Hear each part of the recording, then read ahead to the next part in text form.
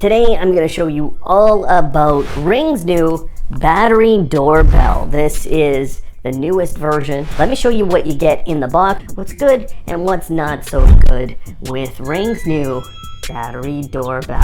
Here's what you get in the box. You get the Ring battery doorbell itself. What you'll notice immediately is that this is much skinnier. There's no removable battery anymore. So this is a big change from previous versions where we had a removable battery that we would then potentially go and buy extras of, so we never had to remove our doorbell from the wall. Well, with this one, you're gonna have to. There are the two poles on the back that you can connect your existing chime into. You have to check the requirements. It was 8 to 24 volts AC as a requirement at 50 or 60 hertz. So that's your transformer rating for your chime in your home. On the back of the unit, we are now seeing this button up at the top, this orange button. That's the power on, power off, and you have USB-C charging. The other big difference is in the mounting hardware.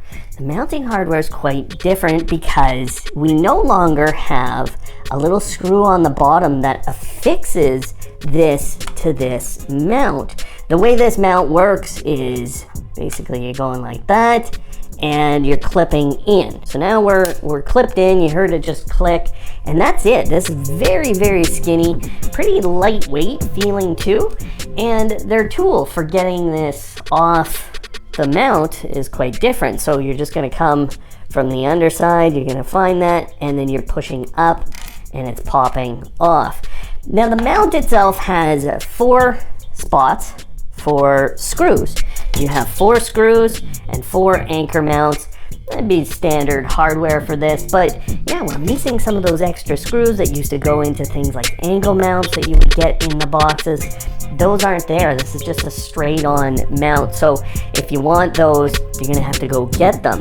The other thing I'm noticing is this is a different faceplate. Traditionally, we've been able to go to Ring's website, buy faceplates, replace them. Well, because of the new depth of the unit, you don't have that anymore. Quite a few design differences that are going to change the accessories that you have access to. The mount here also has these gaps. This is where you're going to be putting your wires through.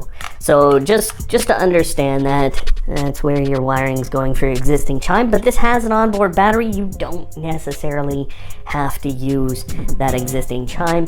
These integrate really well with chimes from Ring. You can also use them with Amazon's speakers and smart displays and get those to kind of chime up when the doorbell rings. You can do all that wirelessly. Because we have USB-C charging, they had to give us a USB-C cable. Little nicer color on this cable. Just a little nitpicky thing for me, but they were like brown orange.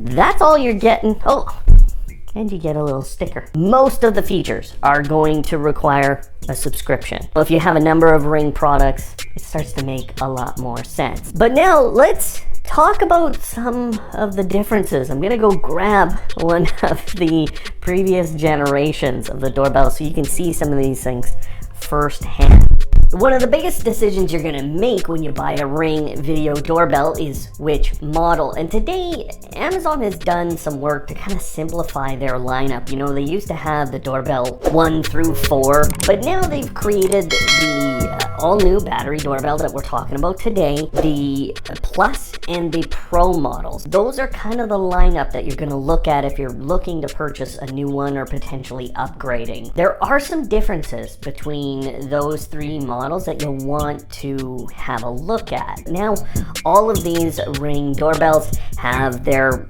kind of square resolution that's intended to be head to toe, and it's intended to capture things on the sides. The other thing that you're going to notice are these 5 features that you could be missing if you don't go all the way up to the Pro. Those features are called pre-roll, bird's eye zones and view, and then we have low light sight and dual band Wi-Fi. The bird's eye view is a really nice feature. You know, I like having a look at the path that someone's moving through my home. The pre-roll feature is nice too, because then you can kind of see where the whole incident or event started. Dual band Wi-Fi could be important to you, but I think for a lot of people you're going to be fine with 2.4 gigahertz. These aren't always streaming. So if those are worth it to you, you can upgrade to that next level.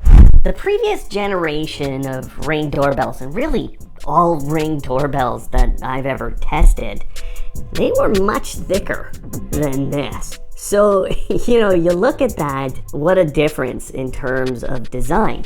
The biggest reason for that is this old battery. Now, I liked this battery. I didn't mind changing this out. I liked that I could go get extras. I no longer have that option. The other big thing that a lot of people, or at least for myself, you know, I really enjoyed having this go on. So I could remove that faceplate, replace it. Now I know this was probably breaking for a lot of people and the gaps weren't so well maintained on that. So I think this is just tightening up the design a little bit from the folks at Ring, just making it a little more reliable over the long term. Now with that removable faceplate was the little screw that goes in the bottom there. You no longer have that. If you're looking to replace your older Ring doorbell, I have bad news from an installation standpoint. It's not that the ratings are any different. This has very good ratings, but physically, you're gonna run into new screw holes, new anchor mounts, new everything having to be put into your wall. It's a longer distance between these two screws, and then it's skinnier this way. So nothing lines up. You can get one of the existing screw holes lined up, and that's it. Now I happen to think that this is a better mounting mechanism. It's going to be easier to put this on your wall. One other thing I'm noticing is a change in the design from the lens. I used to see a lot of people with scratches and that would get beat up over time. It didn't look very good. Now, what they did with the new version is they embedded the lens in here. They didn't cover it with a plastic cover. So number one, the edge of the bulb or the lens, it does come flush with this. So if people are scratching this, they're probably gonna scratch that. It's a smaller area. It's less likely to get scratches on it, I think, overall, and it'll only kind of happen in